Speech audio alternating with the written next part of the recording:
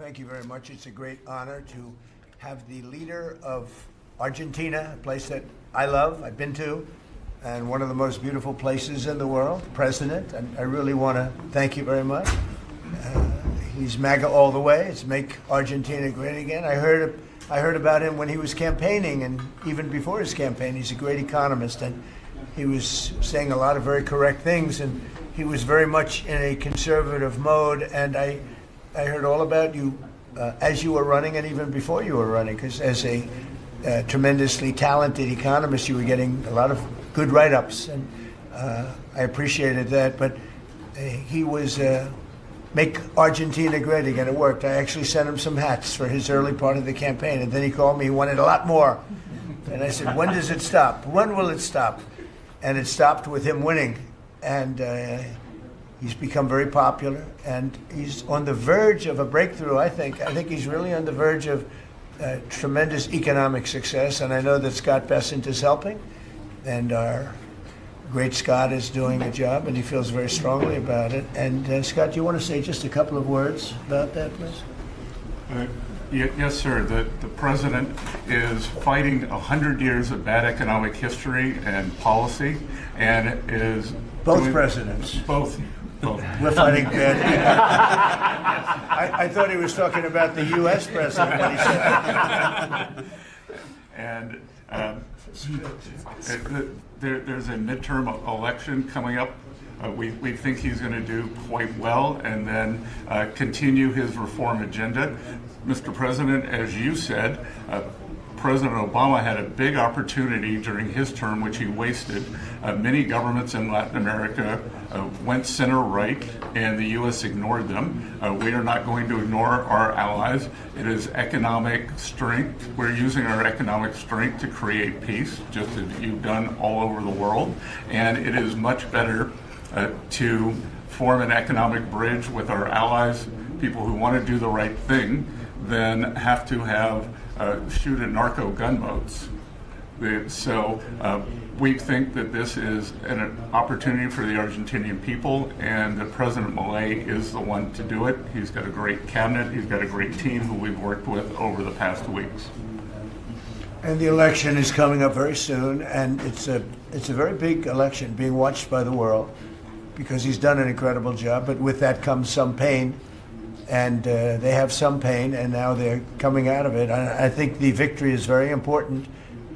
Your poll numbers, I hear, are pretty good, but I think they'll be better after this. And, you know, our approvals are somewhat subject to who wins the election, because if a socialist, or in the case of New York City, a communist wins, you feel a lot differently about making an investment. I think, Scott, you'd feel that if somebody that had no chance, in other words, if somebody wins and has no chance of ever having a great economy because of that philosophy, you would put a halt to what we're doing. Yes, sir, and we're confident that President Milei is going to do well. We've been criticized by a couple of American Peronists, like Senator Warren. And she That's a compliment. Yeah. She has no idea what she's doing. She's a nasty, horrible senator. Go ahead. Other than that, I like her very much. Yeah, and she and her protege in New York, Mandami, who I don't even think he's a Peronist. I think he's more of the communist chauvinismo. So we stand with the president and what he stands for, and the hope for the Argentinian people. And President Trump, just like you, he carries the young people. So it's hope for the future. The Argentines have made the decision to shake off 100 years of bad policy. They went from one of the richest countries in the world to a ton of debt. And I think that with the bridge the U.S. is giving them and the strong policies, that Argentina can be great again. Thank you very much. Please, go ahead, please. Muchísimas gracias por esta recepción. Me siento muy honrado, muy especialmente en este momento en el que, digamos, gracias al gran liderazgo suyo, presidente Trump ha logrado la paz en Medio Oriente, no solo este gran logro que ha sido alcanzar la paz en Medio Oriente, sino lograr el retorno de los 20 rehenes vivos. Además, quiero también felicitar por esa labor y por entender, digamos, la amenaza que es el socialismo del siglo XXI en todo el mundo, y en especial en América Latina, la labor de Marco Rubio. Y también quiero agradecer profundamente el enorme trabajo que ha hecho el secretario Besen, digamos, para ayudar a superar este problema de iliquidez que tenía Argentina como consecuencia, digamos, de los ataques políticos que hemos sufrido por nuestros opositores, que no quieren que Argentina vuelva a abrazar las ideas de la libertad y que quieran volver a abrazar ideas perimidas, fracasadas, que en el fondo no son ni más ni menos que caminos que conducen al socialismo. Así es que, en primer lugar, muchas gracias por recibirme, muchas gracias por lo que están haciendo por el mundo libre y muchas gracias al secretario Besen por la enorme tarea que ha llevado a cabo y que, digamos, nos permite tener una ruta para poder transitar tranquilos y hacer lo que los argentinos de bien necesitan, y que creo que va a ser un buen caso para mostrar al mundo que las ideas de la libertad funcionan y generan prosperidad. Muchísimas gracias. Thank you. Thank you very much. Do we have a interpreter that wants to, you all either have that, has everyone understood? Because I think you made a very important, profound statement, actually. But we could have it interpreted if you want. Does anybody want it interpreted? Would you like that? Would you like it? Can the interpreter speak what, do we have somebody set up for that? If you want. I can be simultaneous, so if the President would like to repeat his statement, we can do it. No, that's okay. Don't worry about it. We'll leave it that way. So it's an honor to have you here.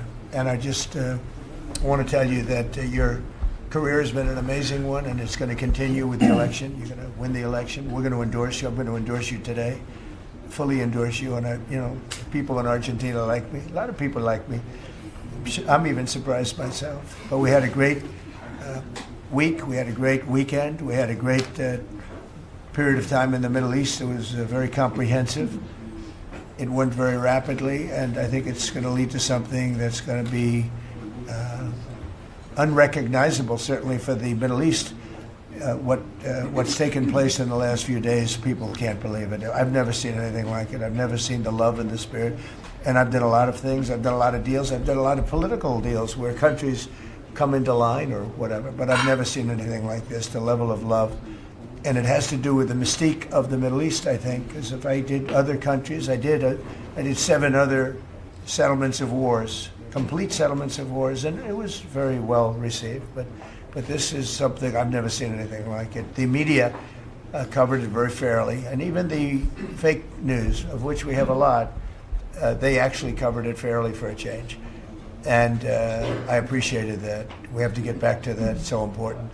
But I just want to say it's a pleasure to be with you, and we're going to have lunch, and we'll take a couple of questions from the news, and I'm sure they'll be extremely non-hostile and friendly.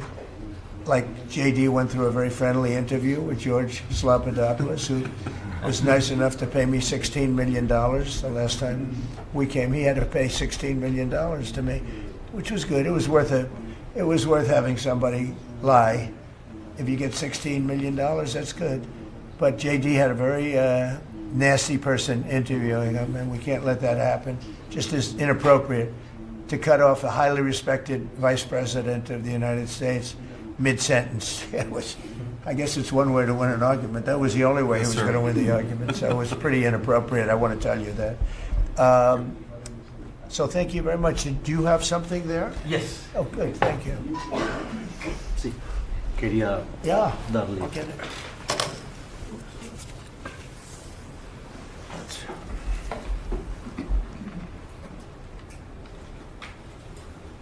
That's fantastic. Thank you very much. And when he did this letter, Mr. President, your settlement in the Middle East wasn't done. Ah, So we had to do a new letter let's do it. to include that, because this is a very important. You'll have to add one extra sentence. per paragraph. Exactly. That's great. Thank you very much. This is such a beautiful statement. Thank you very much.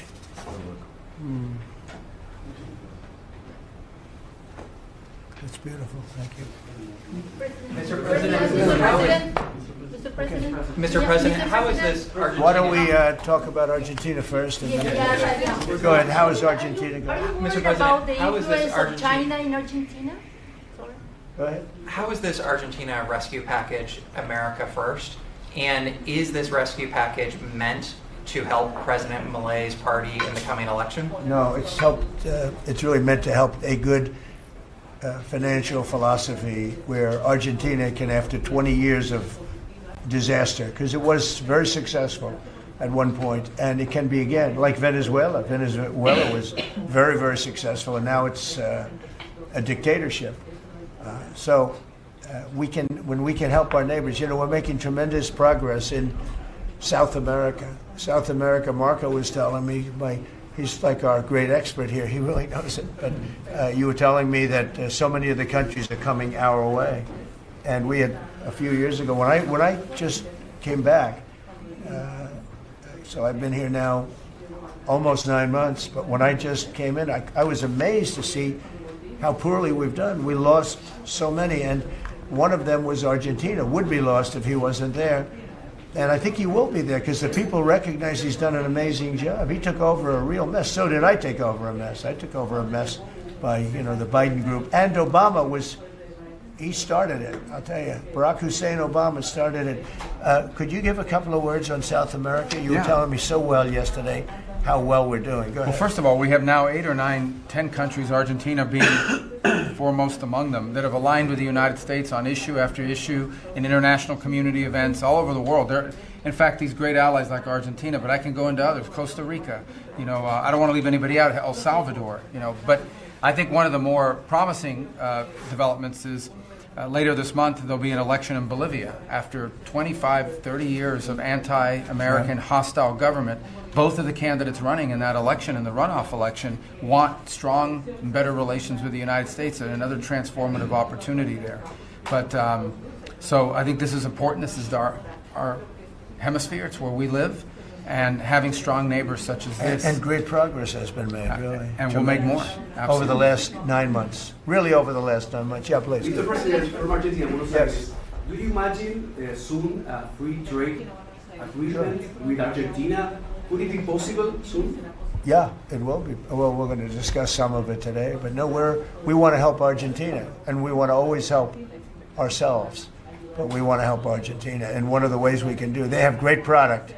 And we used to do a lot of trade, and then if you look at what the Democrats, well, they didn't know. They didn't know. Honestly, they didn't know what they were doing. But a lot of that trade disappeared, and they have great product. So we will be trading with Argentina, and it'll be helpful to them, and it's helpful. It's good for us also. Yes, President. Was China trying to draw a wedge between the U.S. and Argentina by buying soybeans from Argentina and not U.S. farmers? I would say so. Yeah. And China on China likes to draw wedges. Ships too. Yeah, sure. I mean, I guess that's natural. It's China, and it's natural, but it's not gonna mean anything in the end. Mr. President, Mr. President, from Argentina, should Argentina end the China swap and close the space base in Neuquén? I don't think you should be doing business much with. You can do some trade, but you certainly shouldn't be doing beyond that.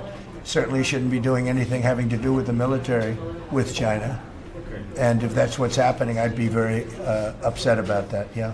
What about You the understand swap? that, Scott, right? Mr. President, You do understand. Mr. President, what about the swap? Because it's so important for Argentina, the swap. Okay, go The ahead. central bank. The American assistance is not predicated on the swap with China being closed. Any reporting to that effect is incorrect. But you said that Argentina has to expose China from your business or from your agenda, and the swap is so important for Argentina. No, I was referring more to ports, military bases, observation facilities that have been created in Argentina. Than the swap, more than the swap. More than the swap. Do you support dollars? He was referring to that. Yeah, behind you, please. Yes, President for Argentina, what's the benefit for United States in helping this way Argentina? Just helping a great philosophy take over a great country. Argentina is one of the most beautiful countries that I've ever seen. And we want to see it succeed. It's very simple. I mean, we don't have to do it. It's not going to make a big difference for our country, but it will in terms of South America. If Argentina does well, you're going to have others following, and a lot of others are following. You have countries in South America that 2 years ago would have never even been thought of to go as democracies or as just countries that want to do fair and balanced trading. And now I mean, you mentioned Bolivia, but there are numerous other countries that are coming our way. And Brazil, as you know, I had a very good conversation with the president. I met him at the United Nations before I went up to speak, and then I found that he didn't have a speech because I had no teleprompter. They turned off my teleprompter purposely. They made it impossible for me. But I mean, you But it didn't silence me.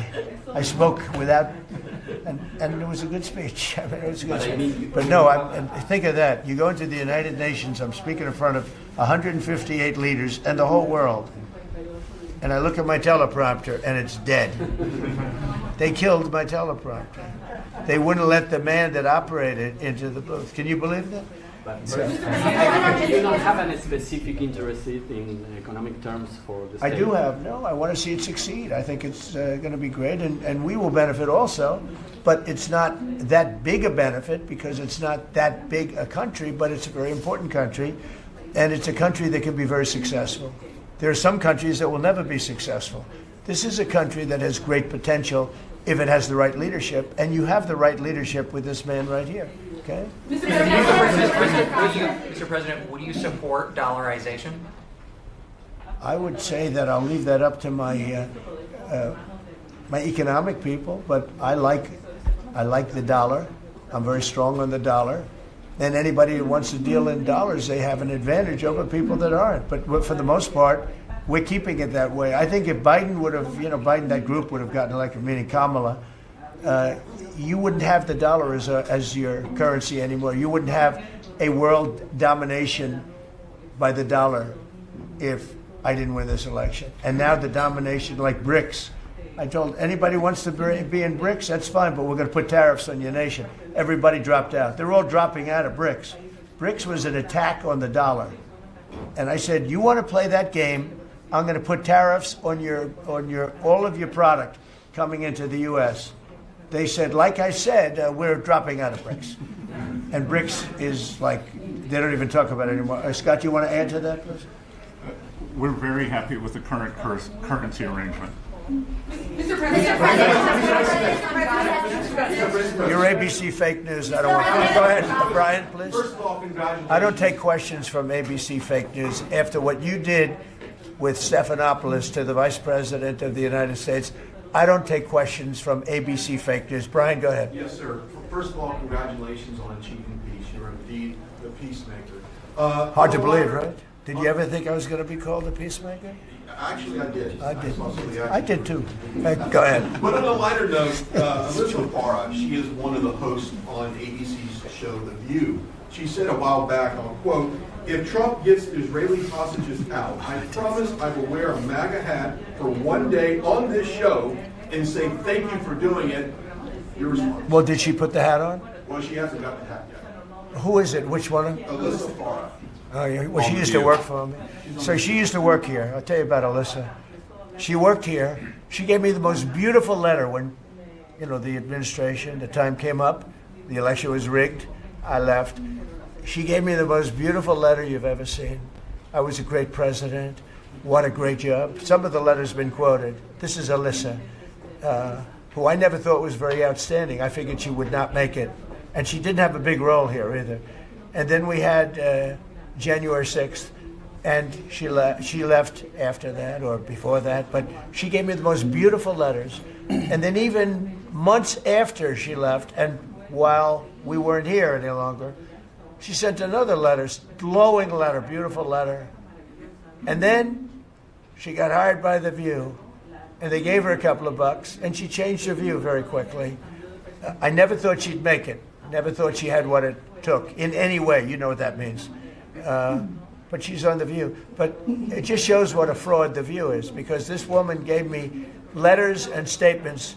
She said I was the greatest president in her lifetime. Now, she's not that old, so I didn't consider it a great compliment, but I've had better. Can we send her a hat? Well, recently I've had the greatest president of them all. I like that much better.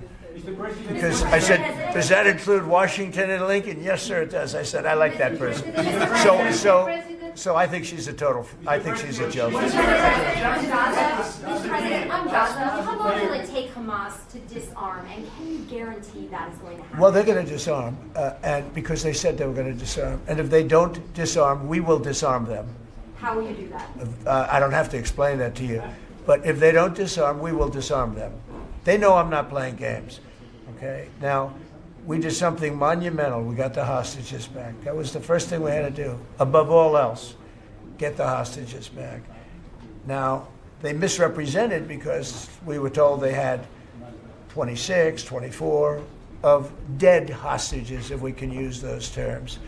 And it seems as though they don't have that because we're talking about a much lesser number. But that's a very tough subject. I want them back. That's what they said. I want them back. Also, they said they were going to disarm.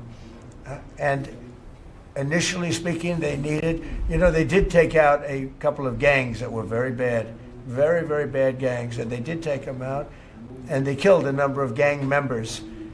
And that didn't bother me much, to be honest with you. That's okay. We had a couple of very bad gangs. It's no different than other countries.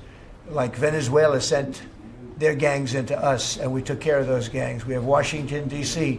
is one of the safest cities in the country. It was one of the worst cities in the country if you go back just a little while ago, right? Now it's safe. You can walk to work. Isn't it nice? But we have told them we want to disarm, and they will disarm. And if they don't disarm, we will disarm them. And it'll happen quickly and perhaps violently. But they will disarm. Do you understand me? Yes. Because everyone says, oh, well, they won't disarm. They will disarm. And I spoke to Hamas, and I said, you're going to disarm, right? Yes, sir, we're going to disarm. That's what they told me. They will disarm, or we will disarm them. Got it? Okay, what next. Is the deadline? Sir, you said quickly, but what is the deadline you're going to put on A that? reasonable period of time, pretty quickly. A reasonable period of time. Congratulations on the peace you achieved in the Middle East, first Thank of you all. very much. And my question is regarding Argentina. Does continue... Are you from Argentina? I'm from Argentina, yes. I like the Argentina. I like them much better than ABC.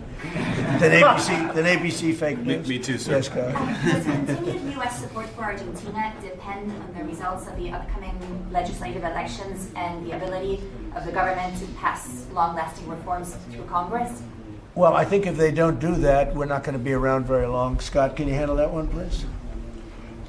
We're confident that the president's party will and the coalition will do well in the election, and this aid is predicated on robust policies, and going back to the failed Peronist policies would cause a U.S. rethink.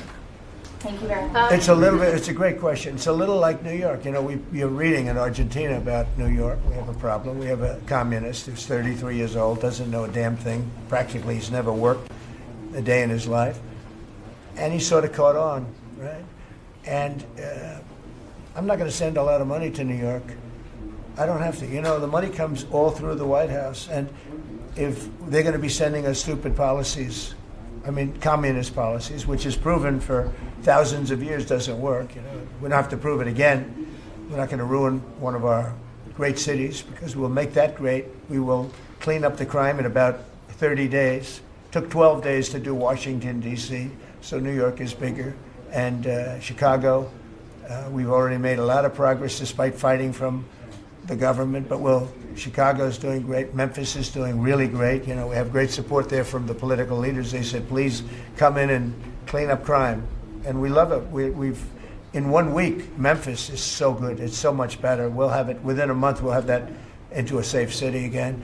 And all of these cities, we want to clean them up. We don't like that opposition. But if somebody's going to be a communist mayor of New York. It's a fluke if he gets in. There are a lot of failed people that he's running against. I mean, we have failed, you have inferior candidates or something, and because it's impossible to think that New York City can have a communist mayor. He's a communist. He's not a socialist, by the way. There's a big difference. He's a communist. He's down and dirty. He's a communist. He hates police.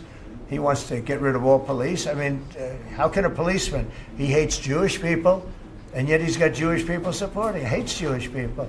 So it comes through the White House. The funding for New York and for every place comes through the White House.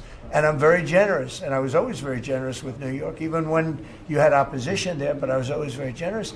But I wouldn't be generous to a communist, a guy that's going to take the money and throw it out the window, because you're talking about hundreds of billions of dollars. And we're not going to let somebody get into office and squander the taxpayer money from this country. We're not going to let it happen.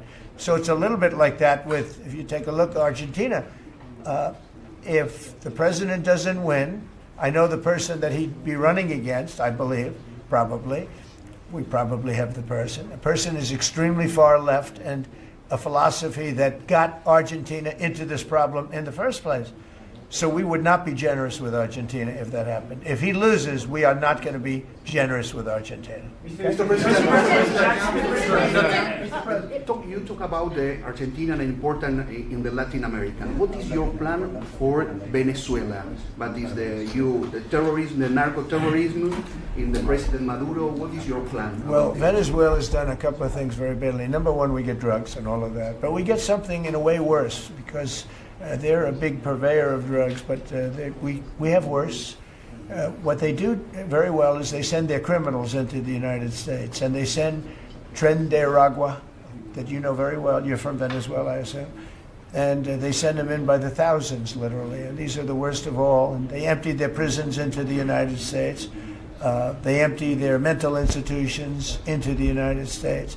And because we had a president who's low IQ, he didn't realize what was going on. And the people that are high IQ that surround him, but they happen to be lunatics, radical left, they're highly intelligent, radical left lunatics, okay? So in a way, that's worse than having a guy like Biden. But they ran the show. You heard about the Autopen. The person that really operated the Autopen, but it was really the people that told the person that operated the Autopen what to do. Those are the people that really were president, okay? So we're not going to stand for it in this country. And by the way, that Autopen thing is under serious investigation. Just this, I don't think you care, because you're from Argentina, you couldn't care less about that. But I just want to say, because I do the weave, you know, the weave, cover a lot of different subjects. But the people that are involved in that Autopen scam, because he barely signed anything. I mean, this guy, I don't know how you can be president. He barely signed it. But the only thing we can find for sure is that he signed Hunter's pardon, his pardon. Hunter's pardon, I like that. That's a combination. So we're going to work very much with the president. We think he's going to win. He should win. And if he does win, we're going to be very helpful. And if he doesn't win, we're not going to waste our time, because you have somebody whose philosophy has no chance of making Argentina great again. What's your advice? Steve, go ahead. Steve. Just to check Steve, go ahead. Just to check something. You said Hamas assured you that they would disarm. Was that a direct conversation or through my people? Mr. Witkoff or through my people? Okay. At the highest level. What's your advice? And it was meant for me. Yes, sir. What's your advice for President Milei and Argentina as a political leader? My advice is to hold strong to his principles, because he's right, and he's proving that he was right. He's got one problem. He's got people that are giving him tremendously bad press, even though they know it's wrong. He's got to hold true to his principles, because he's going to win. He's going to win. He's doing the right thing. Everybody knows he's doing the right thing, but you have a radical left sick culture that's a very dangerous group of people, and they're trying to make him look bad. I believe he's going to win out. And what about the rivalry with China in this house? China? China in this, well, you have to be careful with China. Look, everybody deals with China. They have to deal with us too. We have to be careful with China. Look, I have a great relationship with President Xi, but sometimes it gets testy because China likes to take advantage of people. and they can't take advantage of us. But we have a fair relationship with China, and I think it'll be fine. And if it's not, that's okay too. You have to do and go where the punches are thrown. You got to put up the blocks. We have a lot of punches being thrown, and we've been very successful. Look, we have the most success. I think we're the most successful we've ever been as a country. We have now close. I've been saying 17. We have, I think, close to or maybe even exceeding $18 trillion going to be invested in the United States. That's more money than ever invested in any country before. Even countries with much bigger populations like India or like China. Nobody's ever had $18 trillion invested in the country. We have, and that's because of November 5th election, because I won. Oh, if she won, you'd be negative. You'd have people getting out of the country. This country would have been in a major depression. If she won, we would have been 1929. They'd like to see that anyway. That's why they keep the government closed. They have a shutdown based on nonsense. They want to give away 1.5, think of it, they want to give away $1.5 trillion to people that come into the country illegally. And as you know, the borders now are closed. But when they hear that they get the greatest health care package in the world and they have no money, but they're living okay in another country, they head up and they start forming caravans and they try and come into our country. But the big problem is they want to give health care to people that should not get health care. They want to give health care to illegal immigrants by the millions. Look at Gavin Newsom, what he's done. He's ruined California. He gives health care to anybody. And I guess they do it for votes. I actually think it's bad politics, but I guess they do it for votes. So I'm with this man because his philosophy is correct. And he may win and he may not win, but I think he's going to win. And if he wins, we're staying with him. And if he doesn't win, we're gone. How can Argentina help to the peace process, to the Middle East peace process? They can help by doing well. If Argentina does well, that's helpful because they know we help Argentina. So if Argentina is successful, that's great because they view us as somebody that helped Argentina and they did well, and the United States maybe will help them and they're going to do well. So the success of Argentina would be a great feather in the cap of the USA because we're helping them. Right? You understand? Yeah. Yeah, please, behind you. Behind you. Thank you, Mr. President. Last week you said that NATO should consider expelling Spain. What? You said that NATO should consider expelling Spain. Would you support that? What? Expelling Spain? NATO consider expelling Spain. Oh. I'm very unhappy with Spain. They're the only country that didn't raise up their number to 5%. Every other country in NATO raised up to 5%. And Spain is doing very well off our backs. So I'm not happy with Spain. Spain gets protection, and they know, look, they're sort of in the semi-middle of it, so they're going to get protected automatically. Even if you don't want to protect him, you're protecting him because of the way they're located. And I think what Spain did is a very bad thing for NATO. I think it's very unfair to NATO. It wouldn't matter if you said you're not going to protect them because they're pretty much protected. What are you going to do? Go through the other countries and let's go attack Spain, right? So I think what they did is not nice. I think it's very disrespectful to NATO. In fact, I was thinking about giving them trade punishment through tariffs because of what they did. And I may do that. I think unbelievably disrespectful. Spain, the only one out of all the countries in NATO, the only one that said that is Spain. And I think that's, I think they should be punished for that. Yes, I do. You have the money to pay the troops on. I do. Okay. I actually have a man who is a very wealthy person. You'll know that when I tell you this. Who called a donor, a great gentleman, and he said, if there's any money necessary, shortfall, for the paying of the troops, then I will pay it, meaning he will pay it. How about that? I said, look, we're not going to need it. We're going to take care of our troops, but this was a position that's being forced upon us by Democrats. And all they have to do is just sign a piece of paper saying we're going to keep it going the way it is. You know, there's nothing. It's not like it shouldn't even be an argument. They've signed it many times before. I don't want to bore you with the fact that Schumer said 100 times you should never close up government. But Schumer's a weakened politician. I mean, he's going to finish his career as a failed politician. He's a failed politician. He's allowed the radical left to take over the Democrat Party. So if they write books about that, if they write books about him, they're going to have to say that his career ended by allowing the radical left to take over the party. I mean, I won an election in a landslide because people are not into the radical left, and the Democrat Party is.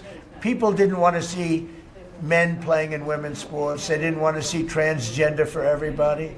They didn't want to see all of the different things that they do that's so crazy. Open borders. I mean, the worst thing that he did to us, it's not inflation, because we fixed inflation. Prices are way down. I don't know if you saw that gasoline went to 58 just now. Did you see what's going on with gasoline? No, $58 a barrel. Nobody can believe it. I'm very proud of that. You know why? Because we're pumping like we've never pumped before. Because if you get the gas price down, everything else comes down. It's very simple. And he went away from my policies, and you had the greatest inflation. The last administration had the greatest inflation in the history of our country. And now, as you know, groceries are down. It's all down. We're doing good. Are you settling in for is this going to be a long term? It's up to them. All they have to do is just vote to extend.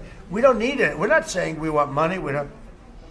All we need is a right to extend. They want a right to extend, but they want $1.5 trillion so they can give it away to illegal immigrants, the people that are invading your cities. And many of these people, for whatever reason, I mean, I understood this. I called it a long time ago. These countries are run by people I know, friends of mine. Like, I know this gentleman. I hope you haven't sent. He probably did too. Why not? They send up their worst people. They send up people that are criminals. They send up people from jails. And at best, the best ones they send up are people that don't work very hard and that are on a social form of welfare. And they're sending those people into the United States. I don't blame them. I'm angry at them, but I don't blame them. But I'm really angry at Biden and Kamala and that group of lunatics for allowing it to happen, because it's the hardest thing. Now, you know, we're sending them out. It's incredible the job that Christie and Tom Homan and the whole group is doing. But we shouldn't have to be doing that. We're doing a lot of work on getting people out of here. Tren de Aragua has caused tremendous damage, and our soldiers are great. You know, our soldiers are now based on merit. They're not based on woke, because we won the case in the Supreme Court, which was the bravest case. I have such respect for the Supreme Court because of what they did with merit, because our country was built on merit. Countries are destroyed on woke. You know, I made a statement, and I hated to make it because it sounded bad, but everything turns to you know what when it goes woke. You remember the term. I don't like to use it because you might have some children listening, but it turns bad. And no, we have the hottest country right now anywhere in the world. That's why he's here. That's why every other country wants to meet here too. But we only have so many hours in the day and days in the week. But we get the hottest country. Think of it. We were a dead country a year and a half ago. And now we have the hottest country anywhere in the world. It's pretty good. We did a good job. Okay, any other questions? Go ahead, you. Please. Would you like to visit Argentina soon? There is an invitation for that. What does that mean? Do you like to visit Argentina? I do. I would love to. I'm just a little busy. I would love to. I'd love to go to Argentina. I'd like to be like Biden. I'd like to go to the beach. You know, my legs are not quite as thin as his. My legs are slightly heavier. My arms are slightly larger. My body is a little bit larger than his. I'm not sure it would be appreciated on the beach, but I'm not going to take a chance. You won't see me in a bathing suit. You won't see in a bathing suit sitting on a beach in Argentina, falling down and not being able to lift a 3-ounce chair, meant for old people to lift, and he couldn't lift it, so he had a problem. He spent too much time on the beach. Somebody told him that he looked good in a bathing suit. And you'd see this guy on the beach all the time. I never quite understood it. Steve, go ahead. Could you preview your meeting with Ukraine President Zelensky on Friday? You expect to talk about weapons? Yeah, no, we have an interesting meeting going on. Look, I'm very disappointed because Vladimir and I had a very good relationship, probably still do. I don't know why he continues with this war. This war has been so bad for him. He's going into 4 years of a war that he should have won that war in 1 week. He's now going to soon be into his 4th year. He's lost 1.5 million soldiers, probably, close. Certainly in terms of wounded and no legs and no arms and all the things that happen in horrible wars. It's a horrible war. That's the biggest thing that's happened since World War II in terms of death. It's bigger than any of them. I settled 8 of them. The biggest is that in terms of death. Incredible. I think India, Pakistan had great potential too. We did a great job in that one, but he's got to really settle this war.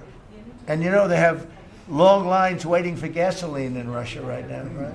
They have long lines. Who thought that was going to happen? And all of a sudden his economy is going to collapse. And I'd like to see him do well. I mean, I had a very good relationship with Vladimir Putin, but he just doesn't want to end that war. And I think it's making him look very bad. He could end it. He could end it quickly. And I have to tell you, I give credit because who would think that Ukraine could have fought Russia for 4 years to essentially a standstill? Now, there has been some early,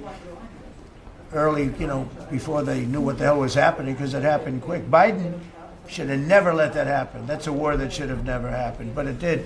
But it's not making Russia look good, I will tell you that. We need tomahawks in Ukraine? We'll be talking about Ukraine, yeah. I mean, I have the president coming in on Friday, and I know what he has to say. He wants weapons. He would like to have tomahawks. Everyone else wants tomahawks. And we have a lot of tomahawks. Tomahawk is do you need any tomahawks in Argentina? You can cross Moscow, tomahawks. You need them for your opposition, I guess, because see, in this country, they'd use tomahawks for the opposition. I don't do that. I'm much nicer. The Democrats would use them if they had the chance. They're sick people. Go ahead. President, are you worried that this plan with Argentina can fail? Anything can fail. Anything can fail. You never know. That's why I say Putin should do something about the war, because so far, I mean, it's turned out to be very bad for him. But anything can. So this plan can fail. Sure, it can fail, but it's got a better chance. I would say, Scott, it's got a better chance of success than failure. And if it's successful, it's an unbelievable success. It can transform your country into greatness. It's got a great chance. We'd like to give it a chance. Anything can fail, but we'd like to give it a chance. And we think, because he's made so much progress. I mean, the work that he's done over the last 4 years is incredible. And it would be a shame to lose that progress. He's very close to having a big success. Mr. President, will you consider removing restrictions on the press that report at the Pentagon? And have you spoken to Secretary Hexum about this? I have, yeah. Well, he's finding, I think I can speak for him. I'll let him speak for himself, but I think he finds the press to be very disruptive in terms of world peace and maybe security for our nation. Press is very dishonest. Not you, but the press is very dishonest. You have something to say, Pete? Well, I very much appreciate the question because it was interesting to watch. We had a chance to go along on the historic trip of Middle East peace, which our generation of veterans never dreamed would be possible. So you would think that the Pentagon press corps of all press corps would be front and center across the board on wanting to give credit to the president for forging this kind of peace, and instead what they want to talk about is a policy about them, which simply says maybe the policy should look like the White House or other military installations where you have to wear a badge that identifies that you're press, or you can't just roam anywhere you want. It used to be, Mr. President, the press could go anywhere, pretty much anywhere in the Pentagon, the most classified area in the world. Or also that if they sign on to the credentialing, they're not going to try to get soldiers to break the law by giving them classified information. So it's common sense stuff, Mr. President. We're trying to make sure national security is respected, and we're proud of the policy. You know, we have an option here. As you know, the press years ago moved into the White House. It used to be across the street. We could move them you're lucky I'm president, because we could move them very easily across the street. They used to be there. They would have more room. We have a beautiful, nice space. You can sit all by yourselves and have fun. Instead, you walk around the White House talking to anybody that can breathe.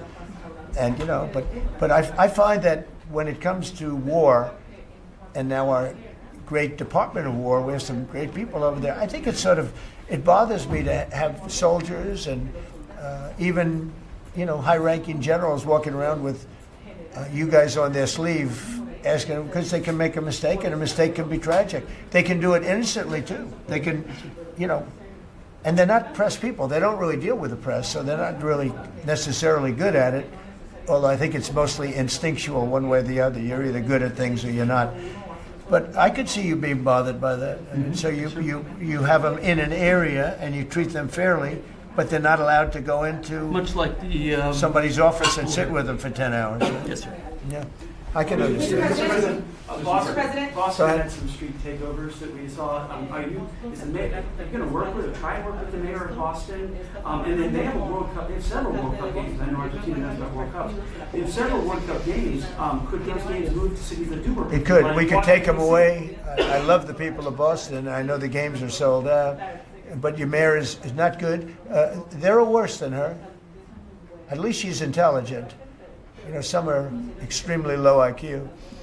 Those bother me more. She's intelligent, but she's radical left. And they're taking over parts of Boston. That's a pretty big statement, right? We could get them back in about 2 seconds. All she has to do is call us. We'll go in and take them back. But she's afraid to because she thinks it's bad politically. She could take them back, too. The Boston police are great. I mean, I know them. They love me. She'll never tell them to go after Trump because they love me and I love them. And I got a tremendous police vote and military vote, you know, and fireman vote, all of them. No, I think she is hurting Boston. The answer is yes. If somebody is doing a bad job, and if I feel there's unsafe conditions, I would call Johnny, the head of FIFA, who's phenomenal, and I would say, let's move it to another location. And he would do that. He wouldn't love to do it, but he'd do it. Very easily he'd do it. And this is the right time to do it. If I thought Boston was doing something that was going to cause safety conditions for the World Cup, I could say the same thing for the Olympics, because we have events that are in different locations for the Olympics. It's based in LA. If I thought LA was not going to be prepared properly, I would move it to another location if I had to. On that one, I'd probably have to get a different kind of a permission, but we would do that. Gavin Newsom, he's got to get his act together, because had we not gone in at the beginning of my term, had we not gone in with a very strong, powerful force, they would have lost LA. Now, you already lost 25,000 houses to fires. You got a big scar right in the middle of the city, and that should have never happened, because they should have had the water flowing in from the Pacific Northwest. All they had to do is open up the valves. He didn't want to do it. And he didn't want to do it, he says for environmental reasons. I don't believe that, but for some reason he didn't want to do it. Lost 25,000. You had no water in the fire pumps. You had no water in the sprinkler systems in the ceilings. There were no houses. Normally the things would go in. You might not have lost 2 houses. So if he doesn't play ball, we're going to have to be very tough with him. He's done a bad job. Just to finish off on that, so when we went in, we did a phenomenal job. We went in with great force, and that was the end of it. We put it out. We extinguished that fire, which was agitation, and it was a very dangerous position to be in. And we went in and did a great job. But the chief, said we could have never done this without President Trump and without the federal government coming in. Okay, that was it. He said that. Now, 2 or 3 weeks later, he said, we could have done it. But he knows he couldn't. The city was going to be taken over if I didn't go in. And you have to remember that. Los Angeles was going to be taken over. And we have it where the chief said it, I believe, numerous times. But that was as it was happening. That was a rough one. That was nasty. And if we saw a situation like that, we'd be forced to make a move. Boston better clean up their act. That's all I can say. Go ahead.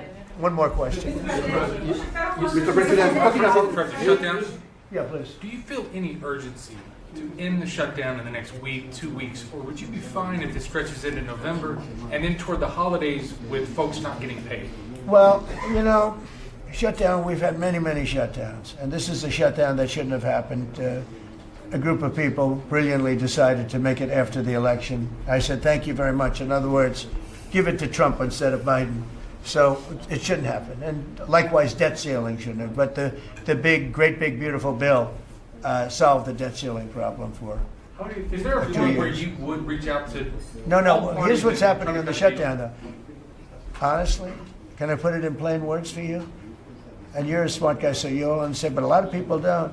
The Democrats are getting killed on the shutdown because we're closing up programs that are Democrat programs that we were opposed to. So we're being able, and they're never going to come back in many cases. So we're being able to do things that we were unable to do before.